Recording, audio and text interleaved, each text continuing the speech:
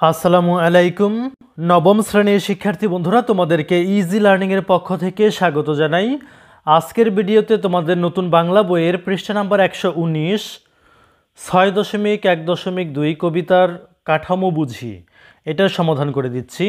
অর্থাৎ 119 পেজে এই যে ছকটি তোমরা দেখতে পাচ্ছ, এই ছকটি আজকে পূরণ করে দিব এই পল্লিমা কবিতা অনুসারে।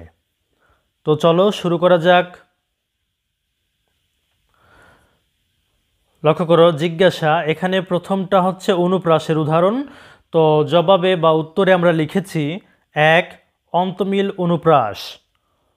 মূলে মূলে দুলে দুলে, লক্ষ্য করো যে মূলে দুলে টুটে ফুটে ইত্যাদি, মানে অন্তমিল হচ্ছে কবিতার লাইনের শেষে যে শব্দ থাকে সেই শেষের মিল, অর্থাৎ ছন্দের যে মিল সেটা। এরপর লক্ষ্য করো 2 নম্বর পুনরাবৃত্তি অনুপ্রাস। এটা হচ্ছে একটা লাইনের মধ্যে যে শব্দগুলো থাকে, শব্দের শুরুতে যদি বর্ণের মিল থাকে তাহলে সেটাকে বলা হয় পুনরাবৃত্তি। তো এখানে লক্ষ্য করো, বিদায় বেলার বিয়োগ ব্যথা অশ্রু আনে দুই নয়নে।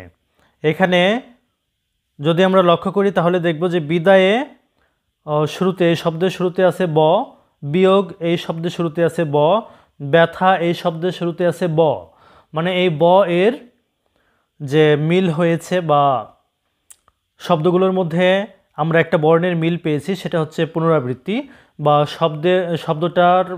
শব্দগুলোর মধ্যে যে বর্ণটার পুনরাবৃত্তি ঘটেছে, মানে বারবার এই বর্ণটা ব্যবহার করা হয়েছে, এটাই হচ্ছে পুনরাবৃত্তি। তো এখানে ব ধ্বনির পুনরাবৃত্তি ঘটেছে।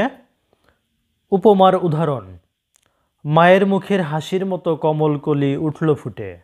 এখানে পদ্মফুল ফোটাকে মায়ের হাসির সঙ্গে তুলনা করা হয়েছে।